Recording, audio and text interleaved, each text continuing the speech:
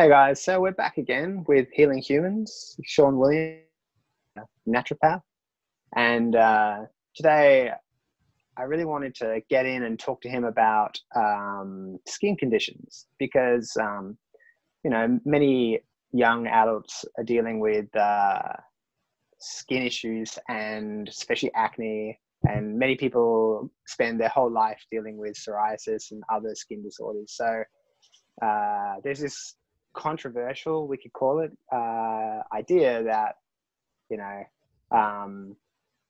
naturopathically it's very different idea to what modern medicine believes. So we're going to get straight into it. So Shawnee, how are you? Yeah, I'm good, man. How was Christmas? How was New Year's? Yeah, it's good. We just sort of chilled, nothing too crazy. I had a pretty chilled one too. All right, so let's just kick this off. And so your teenage daughter suffered from a little bit of acne through Yeah, her that's teenage. correct. Yeah, both my daughter and my wife, my partner, both have had acne. My wife even had adult acne. So the main, I guess, it's a complicated yet very simple condition when you All right, understand so what you're doing. what's your take? So let's quickly just try and list off as many like common skin conditions as we can. So acne. So you got acne, you have psoriasis, Yep. you have eczema, and Yep. dermatitis. They're the main ones. So your main ones are your acne, psoriasis, dermatitis. They're the most common ones. And what you'll find is medical system tends to treat them as an external stimuli. I guess they're looking for something external. There's always antibiotics involved. There's always creams. Retinol and things like that always involved. And a lot of it's very unsuccessful. You will get a lot of internal treatments like Accutane. Accutane's pretty harsh sort of a treatment.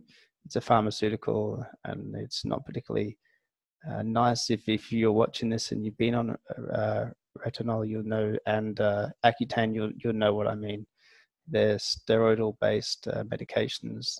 They wreck your gut function, and altogether they're not good. They're not good for us. I wouldn't advise anybody to be on Accutane, which is the acne excuse me, the acne medication. I would not advise anybody to be on it.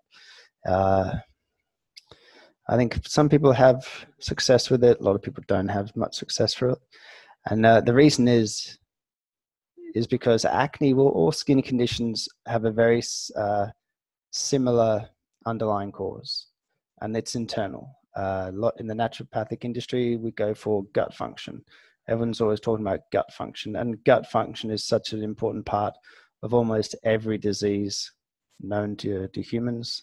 The gut function and gut health is such a big thing for us.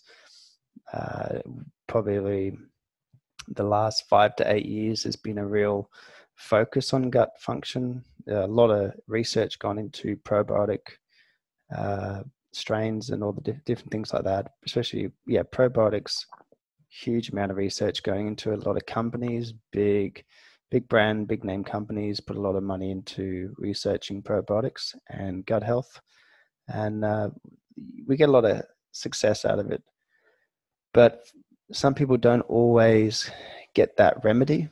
They don't always get to the end. They don't fully clear up this acne. It sometimes lingers. And that is because we're not always addressing the actual underlying cause. So the skin is the largest absorptive and eliminatory organ in the human body. Like your skin is an organ of elimination, and we do that through sweating. And if you don't sweat, then because you live in a cold climate or you're in air conditioning all the time, you're not eliminating through the skin. And for the body, it's one of the quickest ways to get toxins, poisons, metabolites. It's the quickest way to get it out of the body is through the skin. This is why we get acne. This is why we get dermatitis, anything, pimples on the back.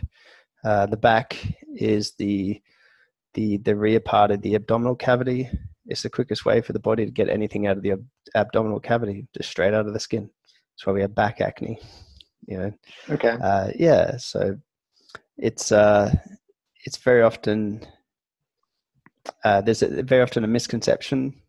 We often think that externally there's H. pylori, which is a very common strain of bacteria that is found in acne. And so we look at that as a cause. That's why part of the medical treatment for acne is broad spectrum antibiotics or your focused antibiotics. They don't work very well. In fact, most of the time they just wreck your gut function. You'll get which would probably make it worse. Would it make it worse then? Yeah. It's interesting. It works. But then when you stop taking it, or after a period of time, the acne or the psoriasis returns more aggressively, if that makes any sense. So it suppresses, and then all of a sudden you get this huge breakouts. And it tends to be common with all pharmaceutical medicine, is that you get this suppressive nature of a pharmaceutical medicine.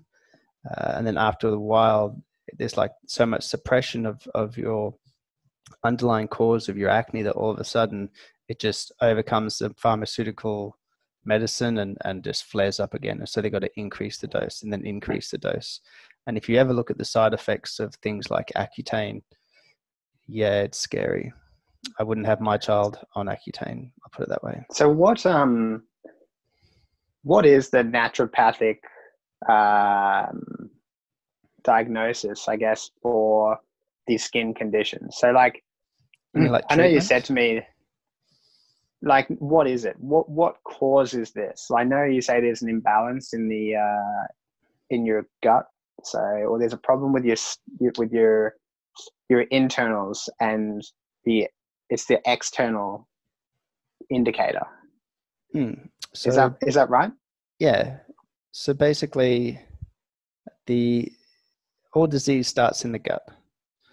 But with acne and skin conditions, there's another system that's involved, and that's your lymphatic system. So directly under the dermis and in the dermis, so underneath your skin, your top layer of skin is the lymphatic system. It touches every cell in your body, and it is the waste disposal system of the human body. We think of the GI tract as the waste disposal system of the body, but in fact, that's just a food processing plant inside your body. The actual waste removal system is the lymphatic system. And when that system isn't working properly, let's say it's not flowing correctly, you get coagulation, agglomerations, so masses and blockages within the lymphatic system. The body can no longer eliminate through that channel. It can no longer use the lymphatic system as a means of getting all your cellular metabolites, environmental toxins that are absorbed through your skin. Your body can't get rid of it. So you're not sweating, so it's not eliminating in that direction. And the lymphatic system is blocked, so it's not leaving by that direction. And so it just sits there and creates a big cesspool of toxins. And so your skin begins to react in that way. That's what's happening, is all this toxins building up, the face, the skin. That's why in psoriasis, you see it, knees, elbows, hands. You see it in extremities because it's not close to the body. In extreme, you'll see it through the scalp as well. In very, very extreme cases, it will travel. Well, they say it travels, but what's happening is the lymphatic system is blocking further and further up the extremities, like the legs, the hands, the feet, into the elbows, up into the shoulders, under the arms.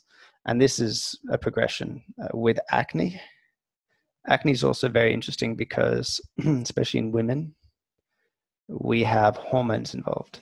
And sorry about that. So with the hormones, it's interesting because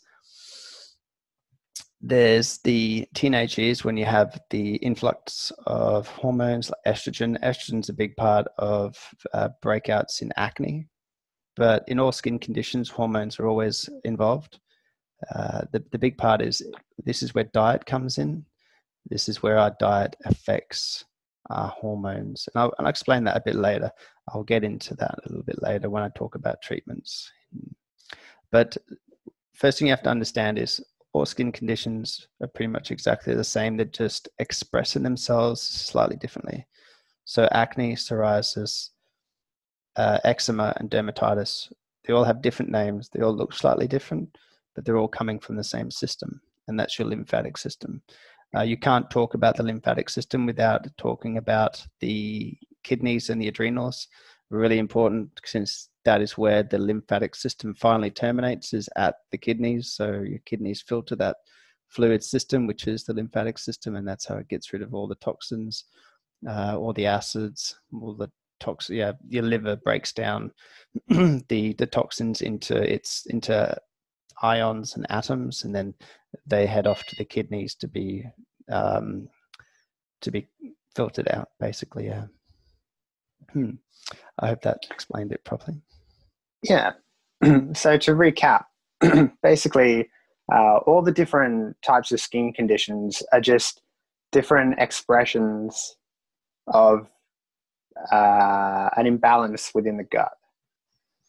Not always. Plus Yeah. may possibly inactivity, which is causing the skin to not be able to excrete toxins. Have I got that right? Okay. Yeah, so basically your body can no longer take the toxins away from your skin, and it just builds up and builds up. And then what you have is something called hypertrophy and hyperplasia, which is when cells begin to grow abnormally. That's probably the best way I can explain it. And then acne would be the skin's defense system trying to do something to the... Yeah. So acne acne is pretty much your body trying to eliminate that lymphatic system, because what happens when through swelling what happens when you pop a pimple? Yeah, you get pus, and pus comes from open wounds and stuff like that. Yeah, it's an elimination system. Yeah, what system of the body do you think pus is? It's probably lymphatic. That's coagulated lymphatic fluid. Okay. Yeah. All right. So let's talk about treatment. But what I want to do is let's start it. Imagine I've come to you and I'm a teenager, okay, and I have that really bad teenage acne. You know, the ones where it's just pimple on pimple and there's almost no clear skin on their face, and you can tell that they're also in a lot of discomfort. They're not really moving their mouth so much. They're not smiling. When they smile, they're not moving. You know, they're not getting that full movement of skin because it's so painful. Okay, yeah. And you can also tell that it affects them emotionally. But how would we start that? How would we start that? I wouldn't say meeting. What am I thinking of? What's the word? Consultation. Yeah, a consultation. So let's imagine we're having a consultation with a 15-year-old teen, and he's in a lot of pain. First thing I'd be looking at is him as a person. Is he anxious? Is he nervous? Because it may seem completely irrelevant, but this goes directly back to his adrenal glands. So I'd test his blood pressure. The first time when they first walk into your consultation room, they're going to be nervous. The blood pressure is going to be elevated. So if you take their blood pressure and their blood pressure is low, then you know there's your issue. Basically, your adrenal glands control your kidneys. Your kidneys are your filtration unit of your lymphatic system, and so you know the lymph is not filtering properly. When the adrenal glands are not working properly, so adrenal insufficiency, which also is called chronic fatigue, which a lot of teenagers give themselves through energy drinks and caffeination and everything else. What happens is they wreck their adrenals, and so that's one of the many things that have to be picked up. So that's one of the first things I'll do, because that is a huge indicator to me that the kidneys are not functioning optimally. They're functioning, but they're not functioning optimally. with blood pressure as well. You don't get good circulation with poor blood pressure as well. So you need to up the blood pressure. Second of all, I'm going to be talking about diet, because you can guarantee most teenagers have got terrible diet, because like most kids, they're terrible at eating things. You can't get them to eat anything that's healthy. So usually I usually give them a lecture about food. In fact, with most teenagers, in fact, with most of my clients, the conversation tends to be a lot about diet, unless you have somebody who comes in who's really healthy. I think with any treatment, it comes down to four main things. The four main steps that I tend to go through are diet. Like I said, I talk a lot about diet. And what I push is a plant-based diet, mainly because it is a detoxification diet. So if you're eating a lot of meat, your body's not detoxing. It's as simple as that. You have to go onto a plant-based diet to achieve any level of detox. Your body's just not going to do it. So that means removing dairy and meat. So an interesting thing I find is people go into vegetarianism, but they find that their guts are still not right. So a lot of people tend to go onto something called an autoimmune paleo diet. And all of a sudden they say it's fixed their gut. You know, my gut was terrible until I went on the AIP, which is the autoimmune paleo diet. And then my gut was fixed, but I still have all these skin issues. So, but I get to why that happens now. But the reason that something like an autoimmune paleo or paleo works is because of the lack of dairy. Dairy wrecks gut function. Most of us are lactose intolerant and don't even realize it. Most people are eating cheese and milk and things like that, having chronic diarrhea, loose stools, and having all sorts of reactions to food, when in the end, most of it's dairy intolerance, just years or decades of dairy intolerance. So my advice is always get rid of the dairy. Second thing I always say is, and that includes the eggs as well, guys, get rid of the eggs for the moment. Once you've obviously gotten rid of your skin condition, you can eat however you want. But the second thing you have to do is get rid of the meat. Two main reasons for getting rid of the meat. First of all, meat digestion. When your body digests meat, it releases so many different toxins. So first of all, you have all the carcinogenic chemistry, like your ammonias, your uric acid, and you've got your heterocyclic amines from the cooking, all this other things that come out of the meat just from meat digestion. Then you have to look at all the hormones that are coming out of the meat that the animal's been injected with to make it more fertile, to make it produce, to make it grow bigger. So you've got estrogen, which is a huge issue if you're a teenager and you have, let's say you're a boy and you have lowered testosterone levels, your estrogen levels are going to go up.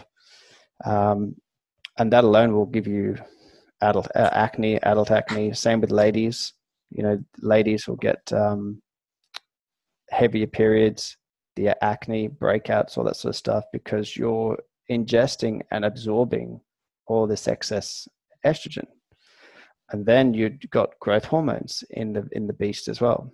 Whatever it is that you're eating, it's got growth hormones in it. That growth hormones, it's in the meat. You're consuming it. It's going straight into your bloodstream, which means that you're creating hypertrophy, which is growth, hyperplasia, which is growth. So this is relevant for anybody who has cancer or anything like that. It's the same thing. The meat has all this growth hormones, and it creates tumors, blockages. In terms of acne and psoriasis, it just adds to that hyperplasia of and hypertrophy of things like tissue, your skin tissue. That's what psoriasis is. It's when your skin cells proliferate too quickly. Growth hormones do this. So, because that's what they're designed to do, make you grow. So your skin grows, everything grows, has terrible effects on you. And the World Health Organization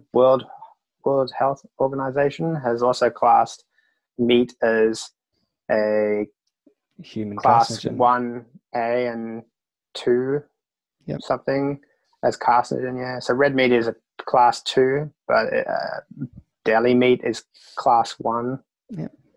So it's not that it might, one, it will give you. Yeah, classification 1 is a product that is known to cause cancer, or a substance that is known to cause cancer. Class 2A is known to cause cancer. So class 1, it's been confirmed scientifically that it will cause cancer. Class 2 is shown both scientifically or clinically and anecdotally that it will cause cancer.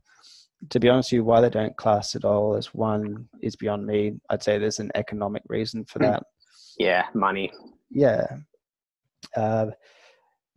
So I think something I have to specify here, a vegetarian diet. So I said before that in the consultation with the 15-year-old, I would advise that he went on a plant-based diet. Lots of fruit, lots of vegetables, go as raw as you possibly can. If you're able to, don't cook your food, just eat it all like salad base, because you want to try and create a higher level as detox as you can. Vegetarianism will not work. You have to go onto plant-based, which is the vegan thing. I don't use the word vegan because veganism is more of a political activist. I got attacked in a vegan group just before.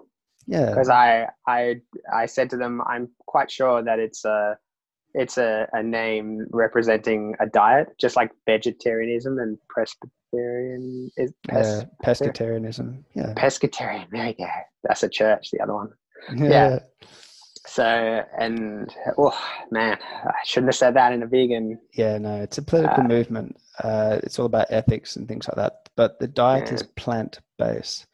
I think that's something that everyone has to realize, is that yes, you're very often people who are plant-based are vegans, but as a health professional, I try not to do the vegan thing and stick to the plant-based, so that I'm not pushing political agendas, and I make sure I stick to the health issue. It's about healing people and not about getting arrested for being on a farm when you shouldn't be.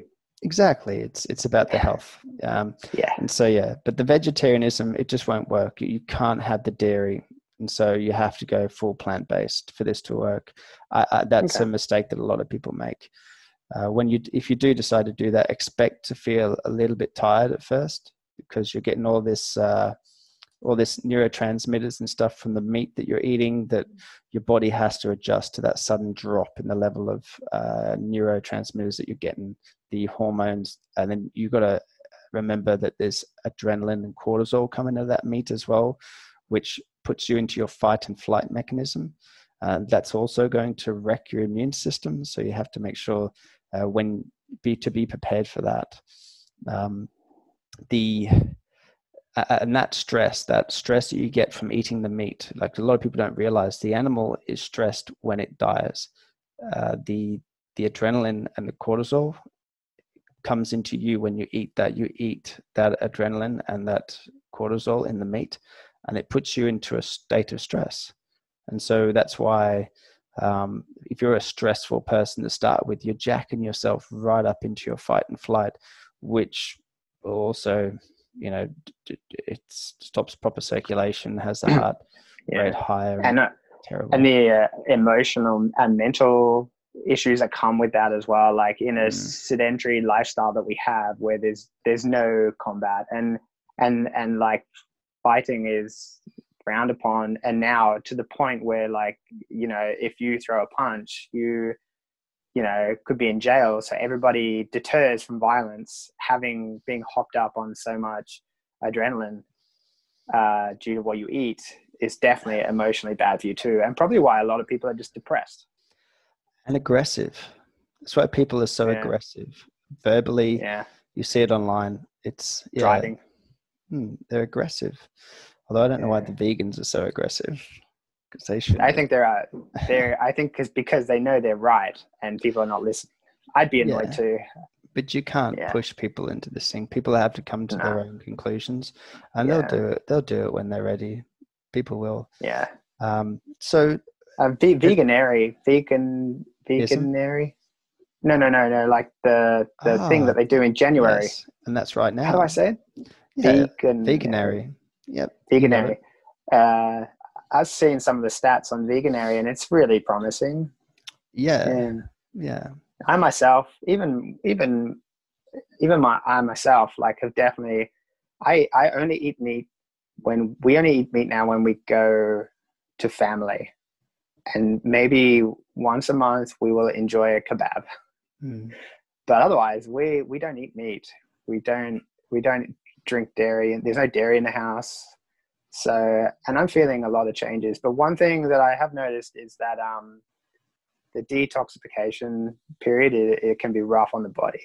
Like, you know, especially the change in your bowel movements can be, I reckon, enough to turn off a lot of, I don't want to say ignorant, but like, I know people who are unaware would definitely think that during that change to a plant-based diet, you could definitely think there was something going wrong.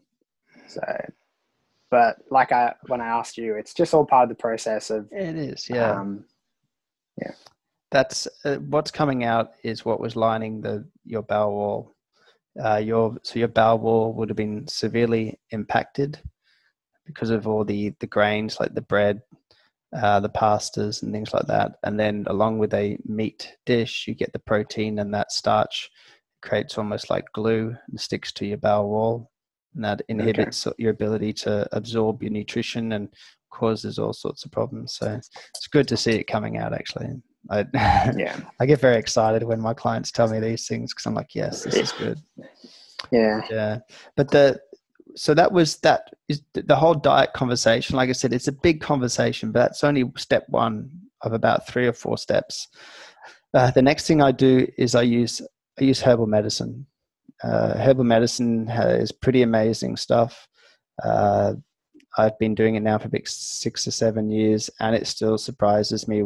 I had a lady who had a biopsy done, a cervical biopsy, was bleeding for about a week, and I just gave her some yarrow, some shepherd's purse, and lady's mantle.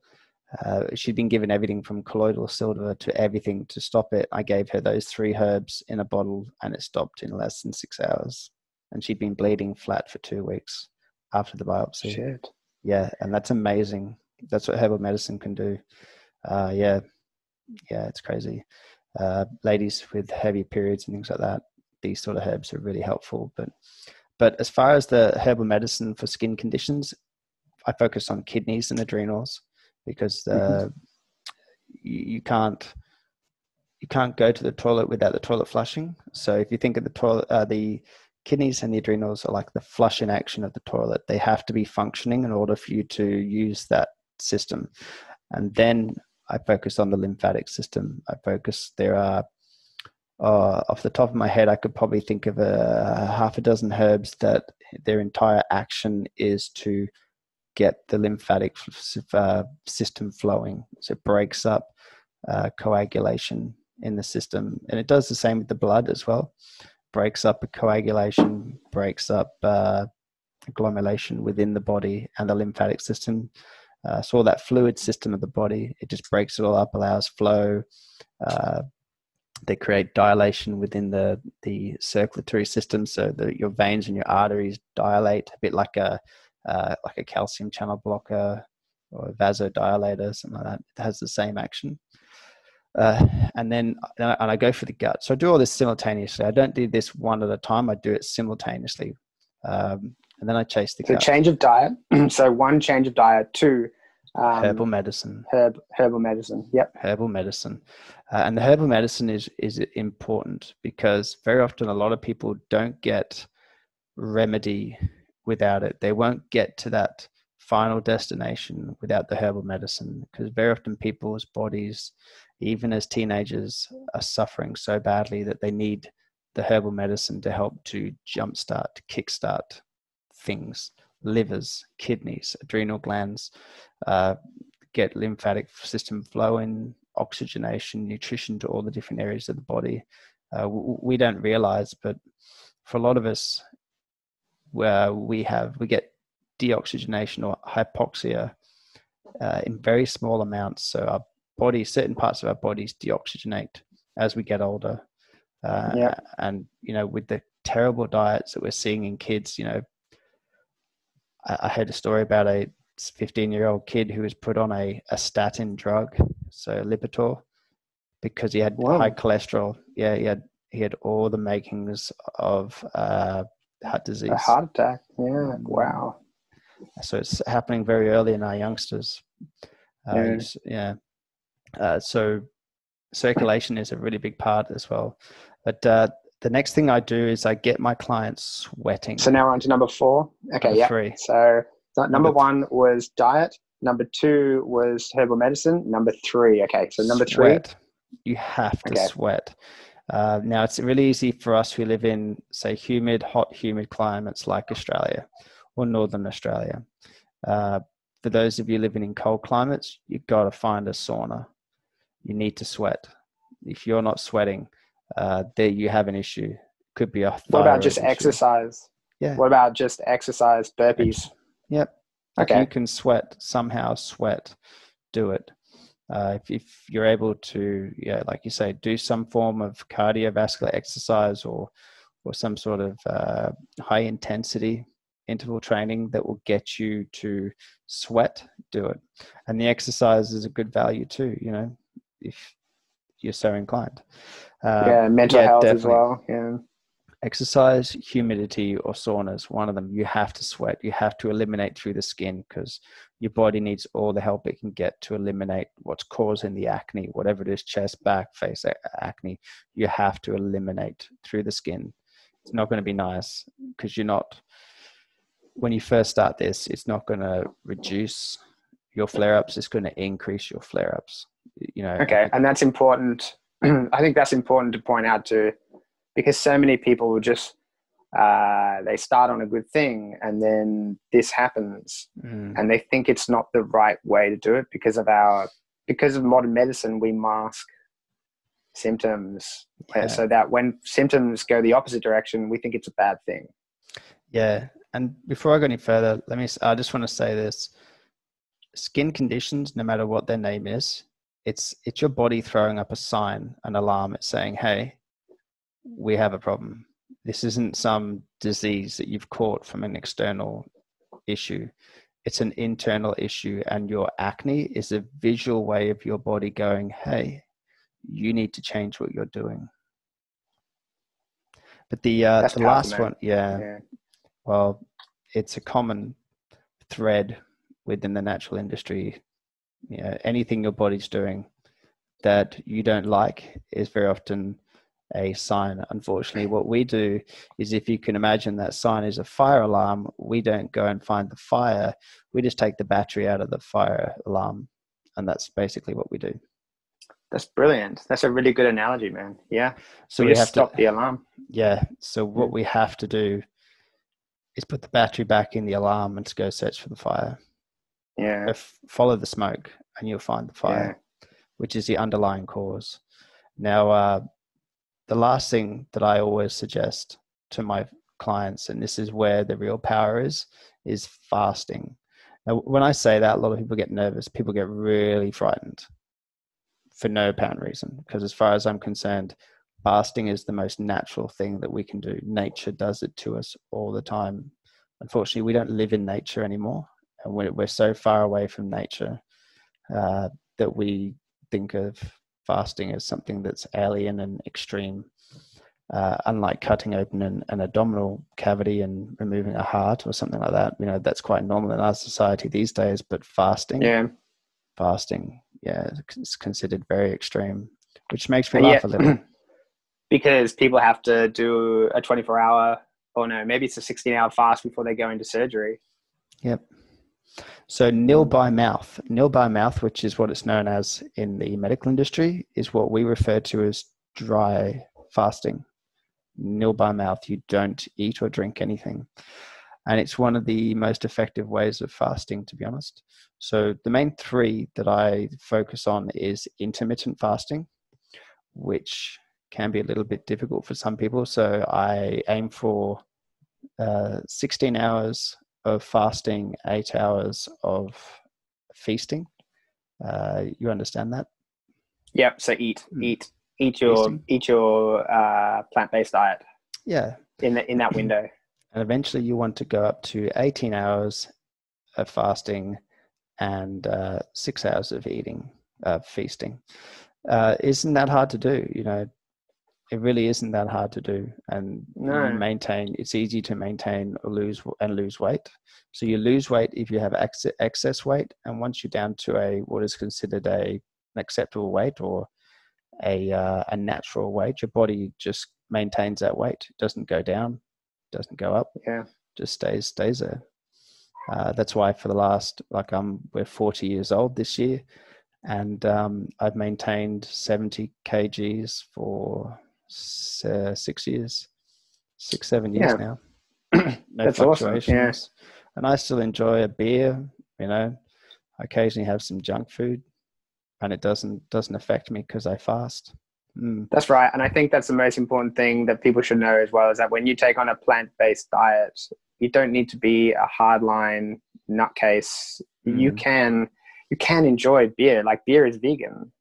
Yeah. Wait, is that right? Yes, it is. Yeah. Yeah. Beer is vegan. Like, sugar is vegan.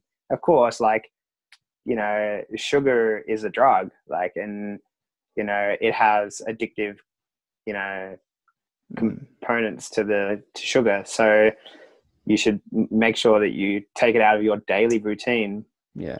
But yeah, like, you don't have to just eat carrots and lettuce for the rest of your life. You can actually enjoy food. It's like there's a YouTuber online who he goes out and tries different, is it diets, like lifestyles? I believe he's in the Philippines. He travels a lot, and I watch him often. And the one lifestyle challenge that he enjoyed the most was veganism, because you can eat out. Like, you can eat out anywhere internationally now as a vegan. You can even go to vegan exclusive restaurants and enjoy amazing food. So I should say plant-based. We don't use the word vegan anymore. Yeah. But yeah, look, and once you've cleared up your acne, you know, if you decide you want to go back to the meat, you know, my only advice to you is do it. It's like with alcohol, in moderation. If you drink too much alcohol, you'll see the effects. You'll put on weight, your blood pressure will go up, you'll end up with fatty. If you drunk a lot, yeah.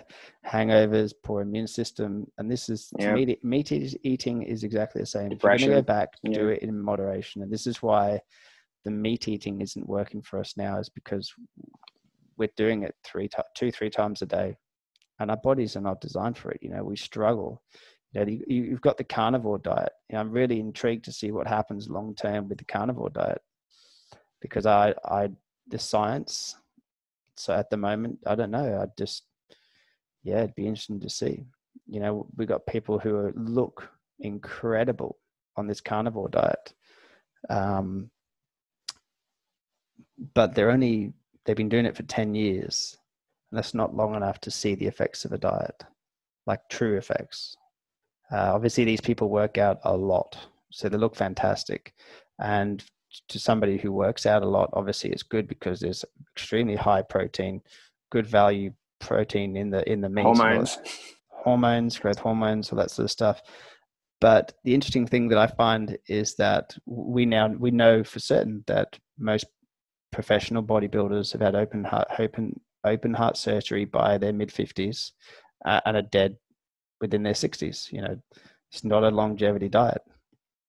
You know, we know vegans who are now in their 90s, you know, but then we know a small minority of people who have managed to drink, smoke, and eat junk food their entire life, and they're in their 90s as well. So I'm intrigued. I'm intrigued to see what happens, but I don't know. As far as for me, the jury's out until they have the science to show us that yes, we can do this, or no, we can't. Like with the plant-based diet, we've done 29 years of studies. We know what we can do with the plant-based diet. We know what it does for the human. We know that everything clears up. Now, fasting. We were talking about intermittent fasting.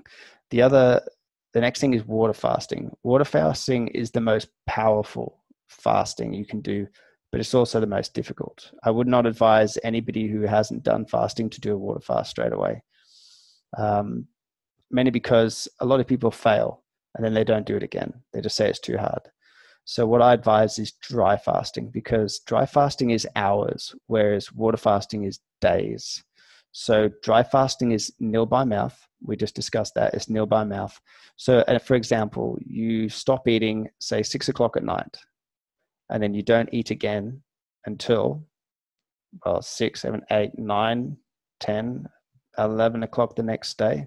For myself, very often I stop eating about 6 o'clock at night, and then I won't eat again until almost 6 o'clock the next day, 6 p.m. the next day. So and that includes hydrating as well, or what's that? Oh yeah. So yeah, dry fast.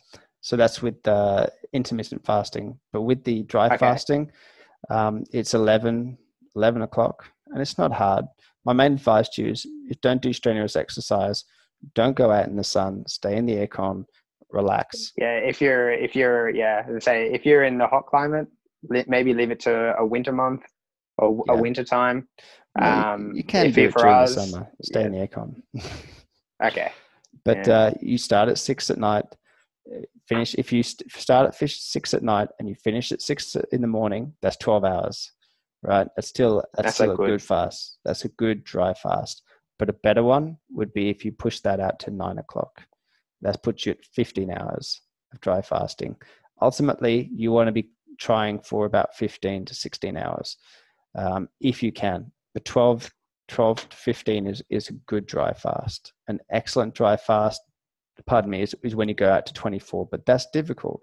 But if you have cystic acne, or you have really bad psoriasis or something like that, give it a go. You've only got to do it maybe once or twice a week. That's it, to begin with, and then you can push that out to once every second week. But you'll see improvements in your body, because your body is like a car. Like when you put your car into the garage, you have to shut that car down in order to service it. You can't service that vehicle while it's running. You have to turn the vehicle off. That's just what you have to do. It's the same with your body. So you have to stop the gut. You have to pause it. That's why water fasting is so good. It stops the gut. Dry fasting is for the kidneys. You stop filtering and stop urinating because you're not drinking water, you're not eating, so you're not getting any form of fluid from your foods or from drinks, and so your kidneys are able to heal. I mean, obviously, when you pee the next time you do start drinking, it's going to be extremely dark and you'll be almost brown. But that's what you're seeing. You see the toxins and the acids coming out of your body. Yeah. Yeah. But it's incredible to watch. It's I've seen people who are pee who don't have any sort of how could I explain it? I guess you call it like froth or it's like a white sediment in the urine, and that's your acids. That's your metabolic acids coming out. That frothiness that you see when you pee as a guy, obviously you're seeing it, but most women don't see it, so it can be a bit of a surprise to them. But for guys, you see it, that frothiness you see in the toilet, in the cistern, as you're in the toilet bowl as you're peeing. That's your acids coming out of your body. That's why if you're peeing and you're not seeing that acid, one of the ways you can test this is peeing into a masonry jar or an old pasta sauce jar. Clean it out, obviously, pee into it, close the lid, put it on the toilet for like 30 minutes, go back, there'll be a layer of sediment at the bottom of the jar. That's what that is. That's your acids coming out, sitting. Some people don't have that. It takes some, 2 or 3 dry fasts to get that sediment moving. Yeah. So to finish off, I want to give you a chance to just address the acne and psoriasis sufferers out there. Like, is there anything you want to say to them? Like a bit of motivation, you know, a bit of guidance, like just let it all out, Shawnee. Just because I know, I know we see a lot of people online who it's like they're suffering with this and they're so close, they're so close to understanding how to fix it, but they're not quite there. So what do you want to say to people? Focus on detox. Everything you do, from eating, the medication you're taking, all these sort of things, focus on detox. Everything, you should be detox, detox, detox. The foods you eat should be focused on detox. Your daily routines, from exercises to sweating, fasting and things like that, focus on detox. You got four channels of elimination: defecation, urination, perspiration, and respiration. All of them should be working. If you've got one that's not working, like the big one for everyone is perspiration, then you're going to see things on your skin. That's why if you're not defecating, you're going to have bowel problems. You're going to have gut problems. You know, if you're not respirating problems, you're going to have oxygenation problems. You're going to have lung problems. You're going to have problems breathing. Urination, if you're not peeing properly, you're going to have a buildup of acids in the body. We call that acidosis. And so that's what happens. Open up all your channels of elimination, all four. Sweat. That means don't put antiperspirants on. No antiperspirants.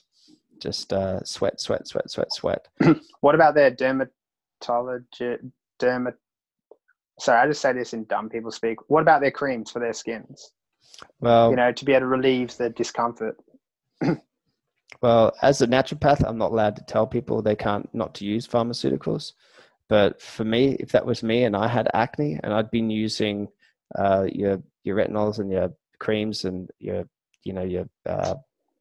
steroidal anti-inflammatory creams, Accutane and those sort of medications, and I really wasn't seeing anything better, or they were having extreme negative effects. I mean, you get on any Accutane side effect forum and it's a nightmare. You know, you hear what it's doing to people. It's a nightmare. But, you know, what you have is an extreme condition of your skin. And so you have to go to extreme lengths to clear up that condition. You know, be prepared to change your diet. Suffer. That's right, to suffer. Yeah. Yeah. Be prepared to change your diet. Be prepared. Take a couple of days off work if you have to. Yeah. Be prepared to fast. Be prepared to do all these things. You know, it's not going to take 2 weeks. That's another thing. You know, this isn't like a pharmaceutical medication where you take a pill for 2 weeks and it should be right. If it's not, we'll just up your dosage. No, this is something you have to commit to. This is why so many people. It's a lifestyle change. Yeah. I mean, people are lazy. It's a commitment. Yeah. Commitment to a lifestyle change to become acne or psoriasis free. And you go to any forum online where people have beaten this condition and they're talking about diet, they're talking about fasting, stress they're levels. talking about detox. Yeah, they're talking about stress levels. The big one is diet. Everything to do with the human body is diet. Anyone who's arguing with that point has obviously done the diet but never done it properly. I know people, like you're saying, who did vegetarianism and it didn't work for me. Well, you know, you're still eating dairy. Get off the dairy. It's wrecking your gut function.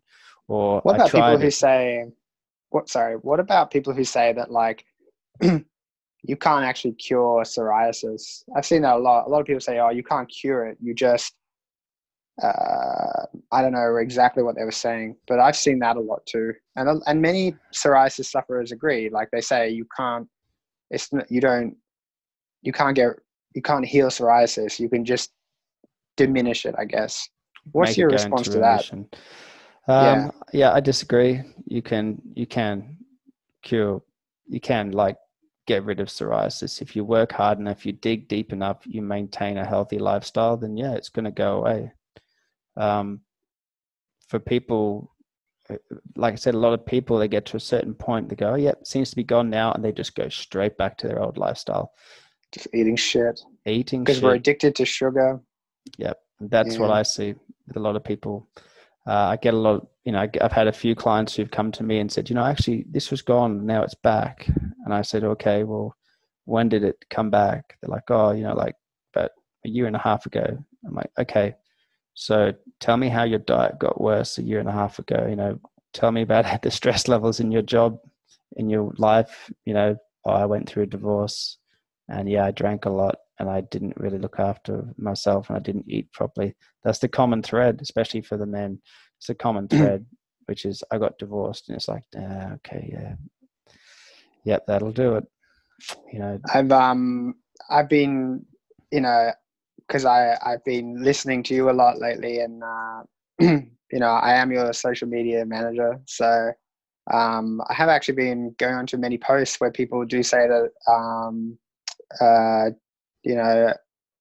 plant-based diet doesn't work, and I've actually just typed in one word with a question mark, and that's alcohol. So I just reply to people with alcohol, and a lot of people do come forward and goes, oh yeah, look, I have been. And it's like, if you've eliminated everything and it's not going away, and it seems like you're not addressing the one food that you're consuming that could cause your psoriasis to flare up, and it's alcohol. Remove the alcohol and see what happens. I get a lot of comments like that. I eat fairly healthy. I'm like, okay, what did you have for breakfast? And there's like this big massive pause, and I say, no, just tell me what you had for breakfast. Like, there's no judgment. What did you have for breakfast? I had a meat pie. Okay, do you do that often? Yeah. Yeah. So it's just interesting. Like, some people think they eat well and they just don't. It's just a lack of education. For a lot of people, it's a lack of support. They know what healthy eating is, but it's, for a lot of people, they're too busy. Our lifestyle is so crazy that a lot of people don't have time to eat healthy unless it's there in the fast food form, like a sumo salads or something from Subway, which isn't always that healthy. No. So the vegan choice at Subway, if there is one. Yeah, smashed falafel on rye bread, foot-long rye bread. You can do it. Just don't put the cheese on. Don't put the sauce on. Leave it off. Yeah. But it can be done. But like you say, drinks are interesting because everyone focuses a lot on food, but no one's focusing on drinks. That's another one. I even had a young guy, early 20s, turn up to a consultation with a half a liter can of Monster energy drink in his hand, and I was shocked. And he goes, "What's wrong with this?" I'm like, okay. And we started on the really long diet conversation again. So people are a little clueless, and if through no fault of their own, they just haven't had the education. It's marketing. Red Bull gives you wings. So I could do with a pair of wings right now. Yeah. So, it's amazing what happens. It's amazing how people consider themselves healthy. And when you really do dig into what they're eating, they begin to realize, what's wrong with pasta? What's wrong with pasta and pasta sauce? And, that comes back to the bliss point where everything's got sugar in it. Pasta's not a real food. It's a manufactured food, and it's not that great for you. And so a lot of people who think they're eating healthy don't actually realize that no, they're not eating healthy. And that's why if you go on YouTube and you've ever typed anything in to do with diet or health, you will see hundreds of videos, guys and men and women selling diet plans and master classes on diet and how to get that flat six-pack abs and all that, because people really don't know. Even people in the fitness industry I shouldn't say fitness industry, people who are into fitness still don't understand nutrition and how to eat properly. They don't know how to eat properly. A lot of guys are eating food, like a lot of these YouTube channel ads will say, guys eating food that they don't realize is it's bringing down their testosterone level. it's decreasing growth hormone, it's increasing belly fat and that sort of stuff. And these are what's considered healthy foods, you know. Yeah. Milk and dairy being one of them. Yeah. And you think about it, like so many yeah, so sorry man, just we had a visitor. Yeah, so but I was saying, yeah, and the thing is like a lot of these foods, these, you know, foods are what are causing a lot of skin problems too. Like, you know, people follow these diets of the fitness people online, and they're, you know, they're breaking out and they don't really know why. Yeah, that's true. But yeah, if you are suffering from any, just like, so just in finishing, if you are suffering from any sort of skin condition, check your diet, check your gut health and gut function. So that means getting rid of the dairy, getting rid of the meat, going to a plant-based diet. That's increasing your fruit. Find yourself a herbal medicine practitioner. So it's a naturopath or a herbal medicine or a Chinese medicine practitioner who can focus on your lymphatic system, your adrenals, and your kidneys. So very, very quickly, if you're looking for something for your lymphatic system, you want echinacea. So that's therapeutic grade echinacea, not the stuff you find in the pharmacy. Chaparral, rhodiola, you have burdock, plantain, and clovers, anything like that. If you're looking for kidneys, one of the best kidney herb is nettle seed, not leaf or root, but nettle seed is hard to come by. I get my nettle seed from Romania. That's how hard it is to come by. And it gets posted to me in a ½ kilo package. If you find buchu, you can find dandelion leaf, you can find burdock, you can find couch grass, corn silk, anything like that.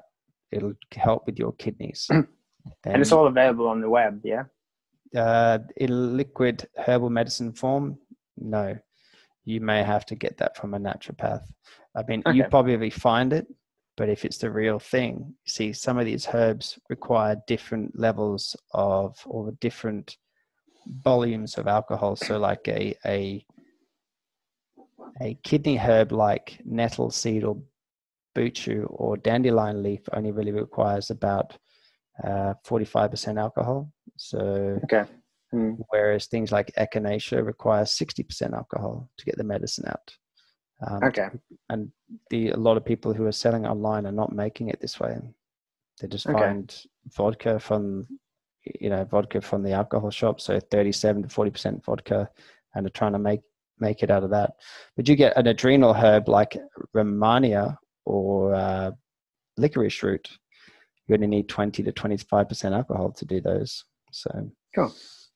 That's an adrenal. So find those. Those are the herbs you need to find to get yourself started. All right, guys. So basically, if you are suffering from a skin condition and it's been years, we really do recommend to break out of this cycle and go and see a naturopath. Like, go there and let them browbeat you about your eating habits and take it on board and make a lifestyle change.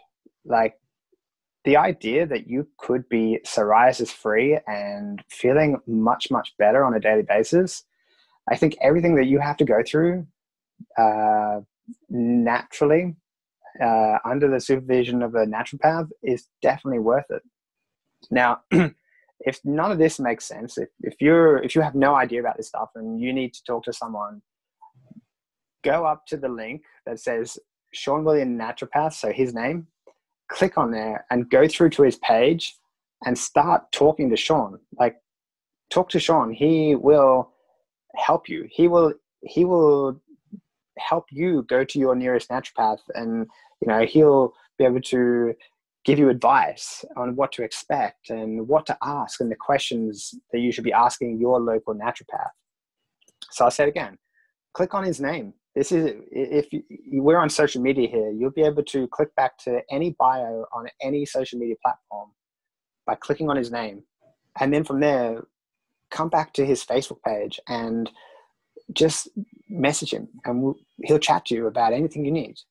We're humans too. We know what it's like to live with discomfort, and we want to help you try and eliminate your skin condition. All right. So thanks, Shawnee. Thanks for. No, did you want to add something to that? Did you want to add something? Yeah, very often a naturopath is not like a doctor. So if you specifically want to work on something, a lot of naturopaths or herbal dispensaries, you can literally walk in there and say, I want to work on my kidneys. I want to work on my lymphatic system. I need something to pick up my adrenal glands, and I need something to help me with my depression or my anxiety. And they can literally make you something right there and then. That's right. So you don't even have to go in and be like, my adrenals, my kidneys. Just say like, I have psoriasis, and most naturopaths will know how to get you started. Yeah. The most important thing is you must follow instructions. Don't go home after having your hype session with your naturopath. Don't go home and like eat a burger, or don't go home and, you know, don't go like, oh, start my diet tomorrow. Like as soon as you've seen your naturopath, start following their directions. Don't delay. Don't procrastinate on things like this. The quicker you start, the quicker you're going to be healed. All right. Shawnee, thanks for coming online and chatting. Yeah, no worries. Thank you for your time. Man, yeah, it's been good seeing you. We don't see each other much. We're on the opposite side of the world. I'm in Denmark. You're in Australia. Yeah. I just look in the mirror, man. I see you. Shut up. All right, man. So I'll talk to you later. All right, my man. See you later. Eh? Okay. All right. Bye. Bye.